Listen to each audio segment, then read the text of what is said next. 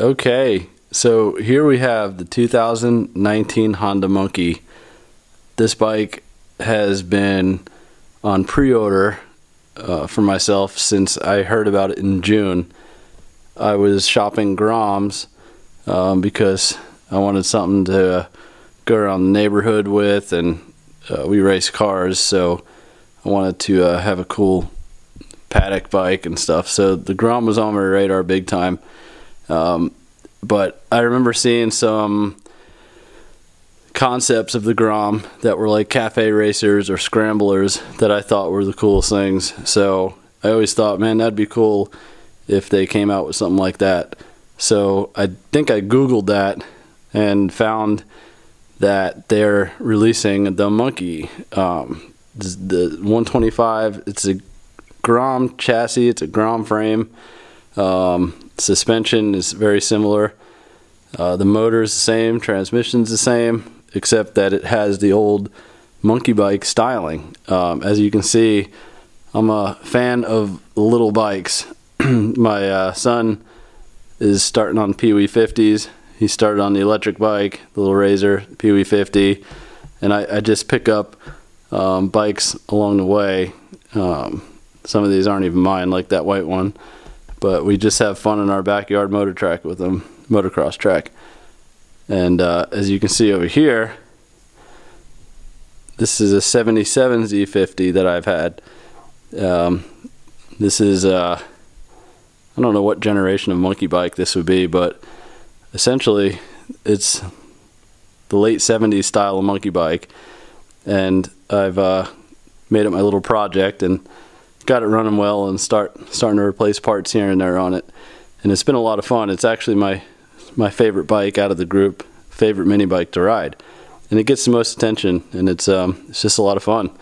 So that's what got me on the whole monkey bike thing, and searching for that new monkey bike on the internet led me to a couple of news releases that Honda was definitely coming out with it. And it was a big plan for the fall, so I went down to my local dealer here in Kissimmee, Florida. They're called Central Florida Power Sports, and I talked to the salesman there, and I believe they just heard about the bike as well. So I said, well, how do we get a pre-order going for it? And I didn't really care how much it was going to cost. I had a couple of bikes that I wanted to sell to downsize a little bit anyways, so I knew I'd be able to fund it. So it came with two choices, an ABS and a non-ABS. I didn't particularly care for either of those. I don't care if it had ABS or not. I don't really plan on commuting with it. I definitely don't want to get on the highway, so it didn't matter to me what I had. So I ended up pre-ordering a non-ABS in the red. I wanted the red. That was one thing I had to have.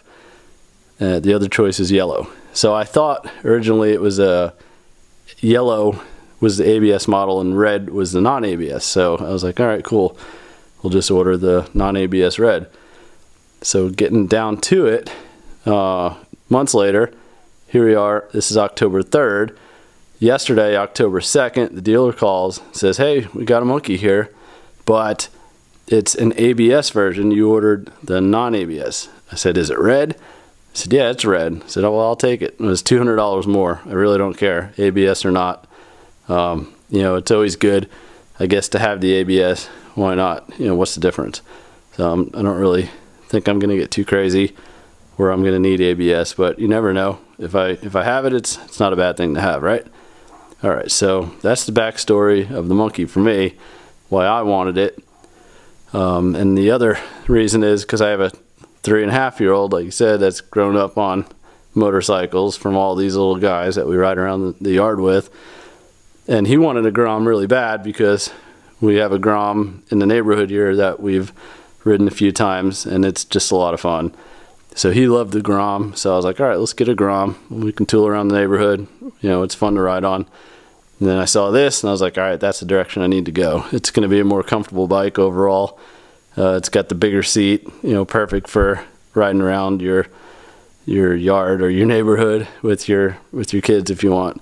Some people will say don't do that, that's dangerous, but you know, we do what we do, and I ride my kids around on my bike, so why not get a comfortable small bike that's easy to ride and relatively idiot proof. I mean, this thing's very, very forgiving. So that was the logic behind the monkey bike, so I'll go ahead and show you around.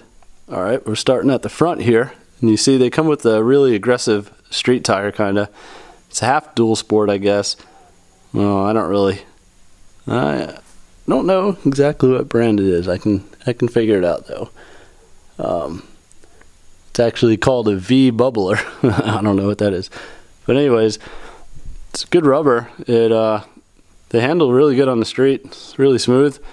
And part of my thing with this bike was to start taking it off-road a little bit. We have trails and, like I said, a backyard motocross track. So that was the ulterior motive, was to have something that could cross over and do that. So I've taken it on our trails, and which is sugar sand based, so it's really slick. And these tires seem to do okay. I mean, it doesn't really have enough power to go crazy and get loose and sling you off, so you don't need too crazy of a knobby or anything. But for starters, these are pretty good tires. And moving on to the brake, and here we got a front brake disc, and it's a pretty good size for a little bike. I don't know how big it is right now. I don't have the specs in front of me. Maybe I'll put them on the screen. And like I said, this is the ABS model. See, it says ABS on the fork guard. And just a nice black caliper, real subtle. Just basic rubber lines, nothing over the top, nothing crazy. Leaves room for improvement and mods later, which I like. The other thing that was really cool about this bike was the forks. These are not painted. These are anodized aluminum forks. They're really pretty in person. From the pictures, you think that they might be painted, but they're not. They're actually aluminum. And of course, you have the good old-fashioned chrome fenders. And you can see the old Z50's got chrome fenders over there. That's pretty cool throwback. And the forks almost look the same between the two, actually, where the headlight's placed over there and where it's placed over here. It's real similar. They did a really good job throwing it back. And it's a horn right there. The horn is actually really loud, which is pretty cool for a small bike. Kind of need that.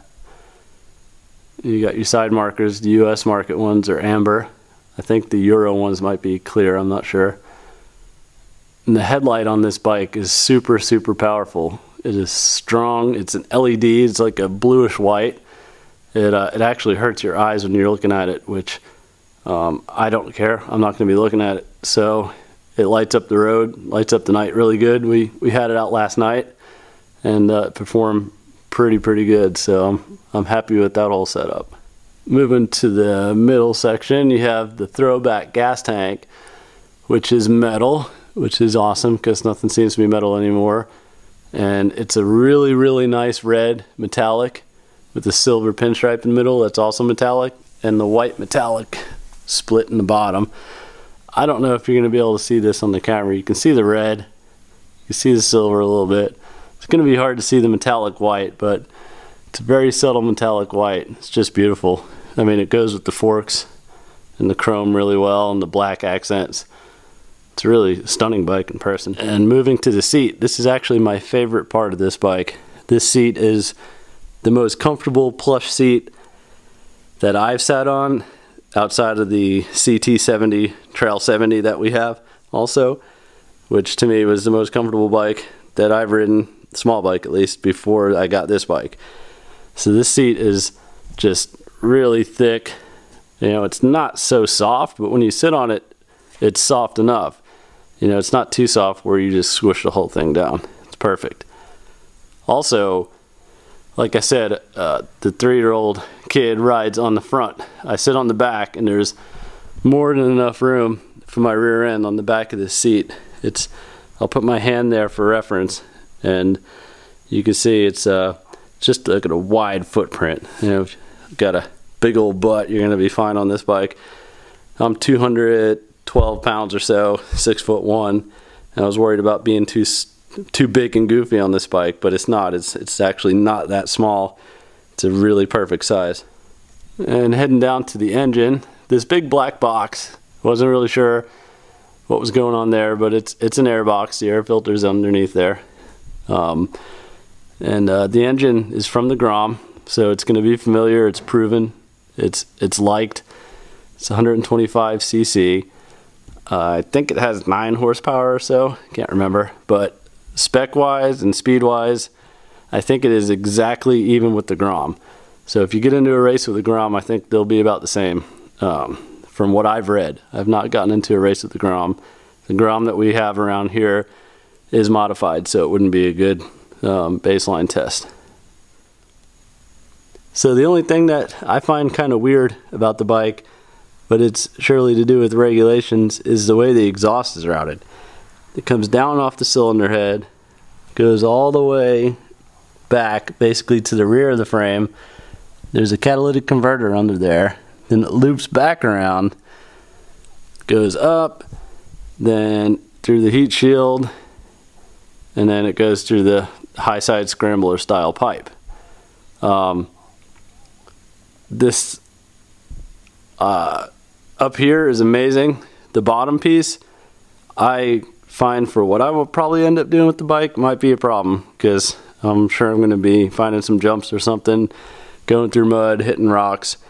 So in the future, I might actually try to find a way to make the connection here just go straight, bypass the whole cat, maybe go straight from that part to the cylinder head, make it cleaner and shorter. However, this bike is super quiet. I'll start it up for you in a minute, but it is very, very quiet, which I like. Doesn't need to be loud, especially with what I'm doing at backyard motocross tracks and neighborhood trails, and just subtle sunset cruises down quiet neighborhoods along the lake and stuff like that. So the quiet's okay with me. And the other thing that I've noticed is that this pipe, this stays cool to the touch, which was super important to me. Because my 3-year-old's leg will hang down and basically lay on that part of the pipe. So if that were to be hot all the time, we'd be in trouble. It wouldn't be a good bike to ride a kid around with. But that part of the pipe, for some reason, it must have double insulation or something in that muffler, but it just stays cool. It's not hot at all. And that was perfect. That worked out well for us. So I'm happy with that. So if anything, I'd probably keep the stock muffler and just modify the downpipe to it to bypass the cat, so I get me some ground clearance there. I don't like that pipe underneath the motor, but I know that's the style. I might lose horsepower from it. I don't know, but if you want to off-road, it's probably a good idea to find more ground clearance than less, and then maybe put a belly pan on it or something in the future, a skid plate or whatever. So it's probably in the works for this bike. Moving along to the back of the motor, there's the transmission case. It's a pretty basic setup. I know there's a lot of technology in there. It's fuel injected. It starts right up. It's very, very easy, which I like. It's not a tinker bike, which I don't need right now. I have the old Z50, which is a tinker's bike. So this is perfect. And just sit on it and go, blast down the street, go up to the store, do whatever you want. It's got an old-fashioned swing arm, but it's really well done. It's powder coated, red, and the same color as the gas tank. We have shocks. The shocks in the back, they're really soft, very, very comfortable. I have noticed that they'll bottom a little bit if you go off-road a little through a little dip, or you bounce hard on the rear, you can get it to bottom out. So I don't know how well that will do off-roading, so we'll put that to the test and we'll figure it out. And coming back to the rear brake, it's a rear disc. It's a little bit smaller than the front. It's a single piston rear caliper. The front's a dual piston. Standard rubber lines, just the same foot brake rear. I forgot to show you the foot pegs. Really nice foot pegs with the rubber thing there. It looks like you could probably take that rubber insert out and maybe get a little bit less knee height. Get your feet down a little bit lower. So I didn't even think about that because I'm a tall guy, so that might be something I'd check out. And the foot brake, it's just a nice little pedal. Doesn't seem like it bends back or anything, so nothing fancy there. Okay, moving to the back. So this is the source of huge controversy right here. I've been following this bike for a couple months now, and not only did we not know anything about it US version wise, when it was coming out, where it was in production, nothing, which models were coming, when, where, who's going to get what, ABS, not ABS, yellow, red. We didn't know anything until actually Monday. Monday I think was the first day that somebody posted that there was one at the dealership. So I got this one on Tuesday. So people had seen the US version of the taillight as compared to the Euro version, which I'll pop up on the screen right now on the side. You can check that out. So it doesn't look bad, but when you see the Euro version, which is a nice chrome round piece, kind of in the style of the side lights, you'll say, okay, what'd they do that for? I'm sure it's got something to do with US regulations and how big it needs to be, but I mean, in the end, I'm pretty sure if the Euro version has a taillight that's different, it'll most definitely fit on this version. So that's something that a lot of people want to investigate, and how they can get that Euro version taillight. So everybody's freaking out about it. I wouldn't say that it looks terrible. It's a little out of style along with the retro style of the rest of the bike. But I wouldn't freak out about it. It's not as bad as you'd think. What I do think is hideous is the way they do the license plate, which I'm sure is a US, Department of Transportation regulation thing. I don't know. I don't really care too much. So being a person that likes to develop parts for race cars and whatnot, I will most certainly be trying to develop a way to tidy up this tail. I do not like the license plate thing hanging way down there. The license plate, that piece hanging out from the tire was enough for it to not fit straight into a 5'5" 5" truck bed in the back of my F-150. I had to slant it a little bit, which doesn't matter. It worked. But if that piece wasn't there, it would have fit straight in, which is just easier. It looks better in the back of your truck, and you get more stuff in your truck. So yeah, that's definitely something that will be on the hit list to try to improve. Coming to the driver's left side, one of the first things you probably noticed about this bike when you looked at it is on the side, it is called the Monkey. It is not the Z125, although it says it on the crate that it came in. It is a Honda Monkey 125. So they are fully embracing the Monkey name, which is cool because everybody just calls them monkey bikes anyways. I'm down with that. I love how it says Monkey. I love calling it the Monkey. My kid loves it. Everybody knows them as monkey bikes. If it was called a Z125, it would be basically some sort of, I don't know, other 125. I think actually the Z125 is what Kawasaki calls their version of the Grom. So the Monkey is definitely proudly displayed on that, and very cool in my opinion. That case actually comes off with your key, as you can see. So we'll take that off and we'll check it out underneath. I believe there's a toolkit under there, and I'm not sure what else. We'll find out. And moving over here, you have the helmet lock.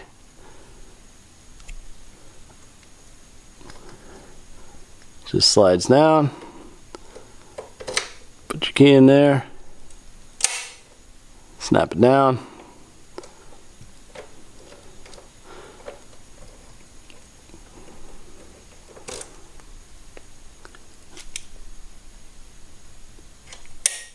Alright, moving on to the monkey side case. Let's see what's underneath.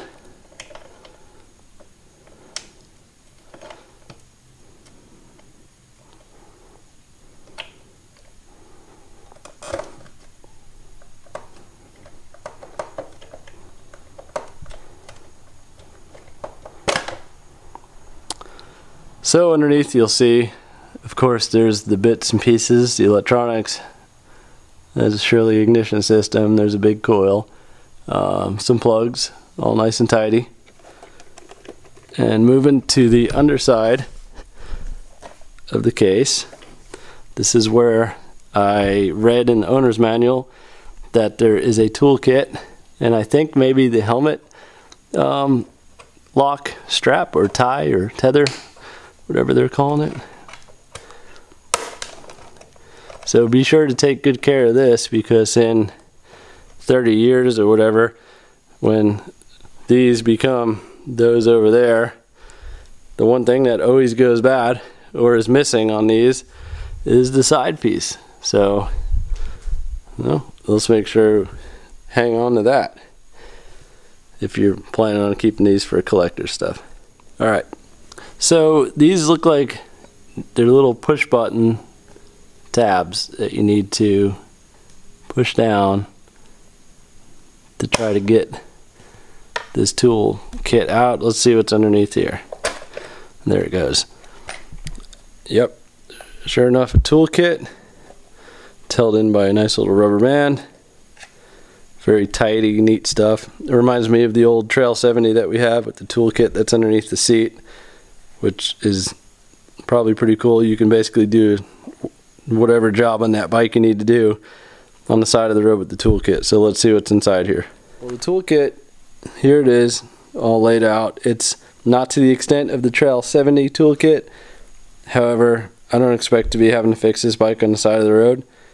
So it looks like you have your screwdriver, which comes in 2 pieces, of course. I'm working with one hand here, so bear with me.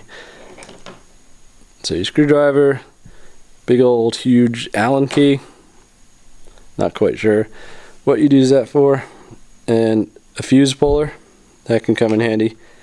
And this is what I read in the instruction or the owner's manual. It was the helmet tether, so pretty handy.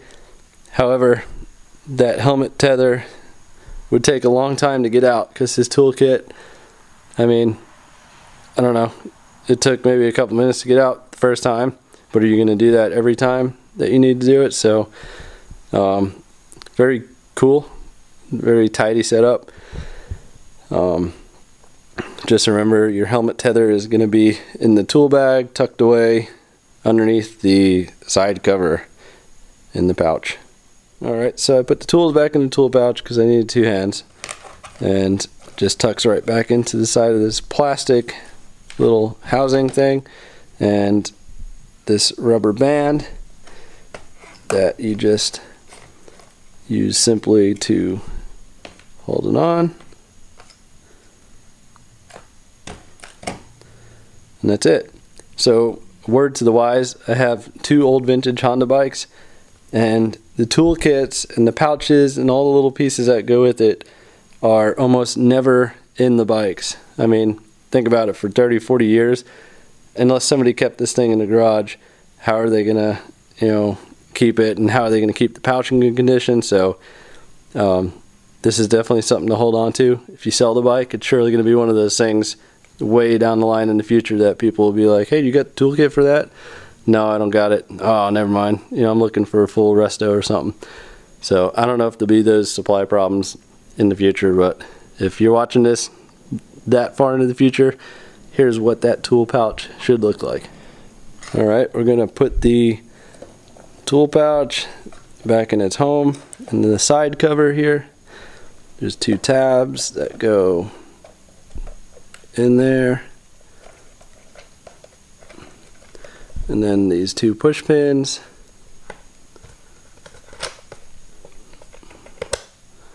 Push them down.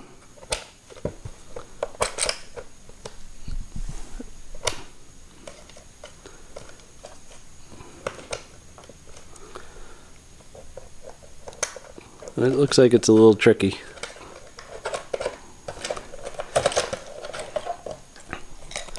Perhaps these need to be pushed back out. I don't know, let me do some investigating. Okay, so I pulled the pin out and there is a top little thing that you need to pop out, or it's the insert inside the push pin. So push the bottom out, pop it out basically. So it's going to be like that, and you just pop it back out, put it back in its hole, snap it shut.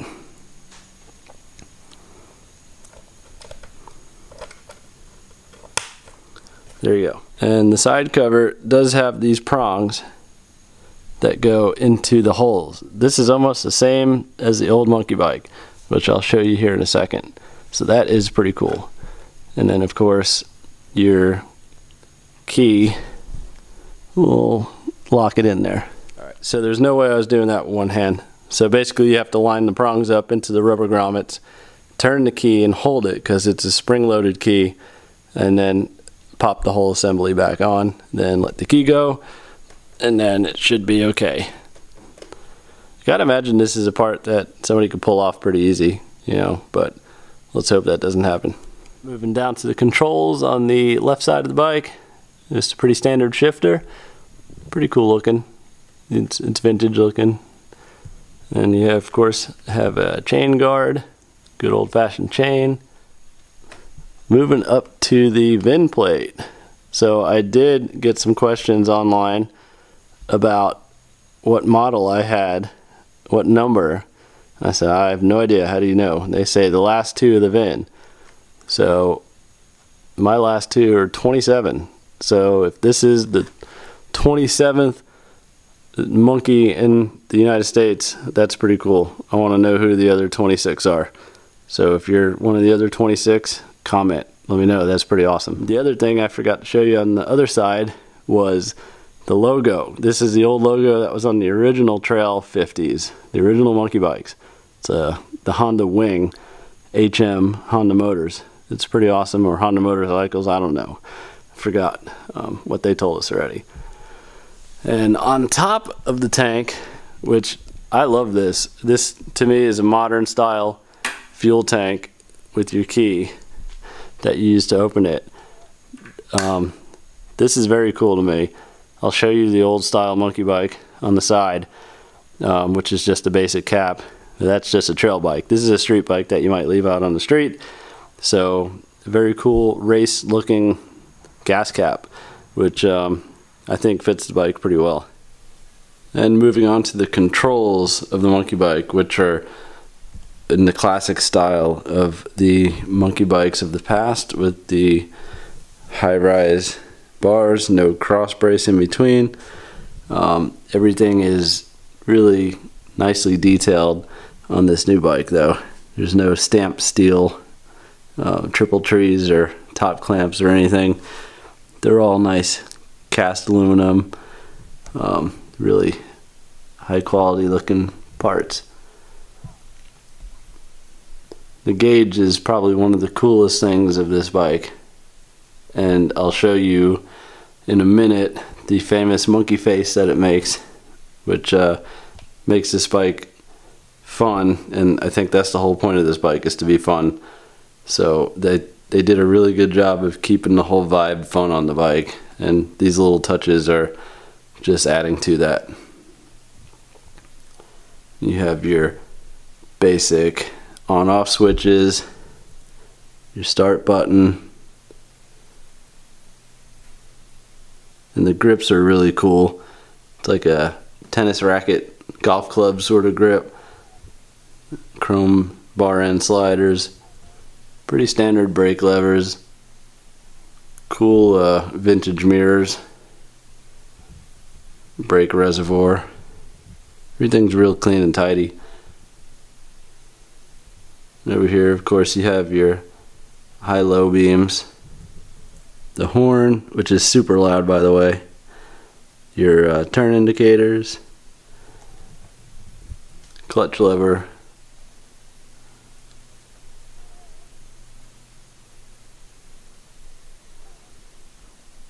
you have your key in the middle. And I believe I read in the owner's manual, if you turn your bike all the way to the left, and you'll see there's a lock function. There it is right there. So I read if you turn it all the way to lock, push down, the bars lock as an anti-theft mechanism. Then of course, you know, you'd pull your key out and your bars are locked. So that's a pretty nice little setup there. I know my DRZ 400 had a lock on the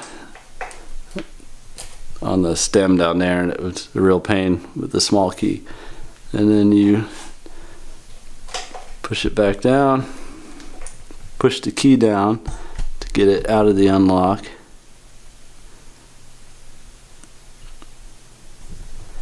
And back to the off position. Yeah, and you can see right there it says push. Push and turn to lock. So that's a nice function. So starting the monkey bikes, just super simple. Just turn the key to on. And you'll see the famous monkey face. There it is, blinks at you. Your green light means it's in neutral. Can't really see the N because the green light. The orange light is the ABS. And then of course you have your brights, your indicators, and your check engine light. You can see I only have 21 miles. About 10 of those or 15 of those I put on it tonight just cruising the neighborhood.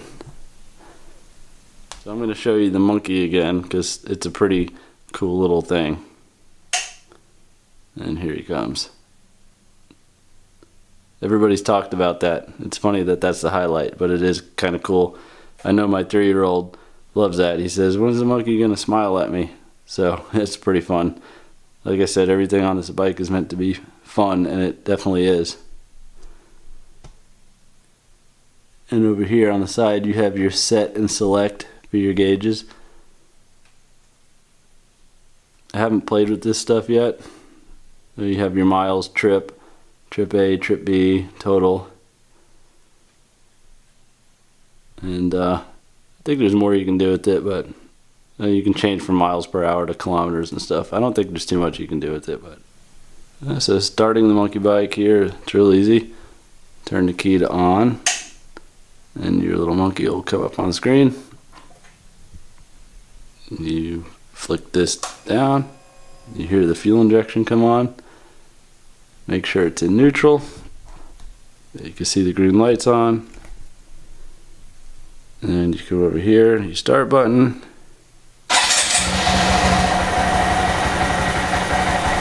And that's it.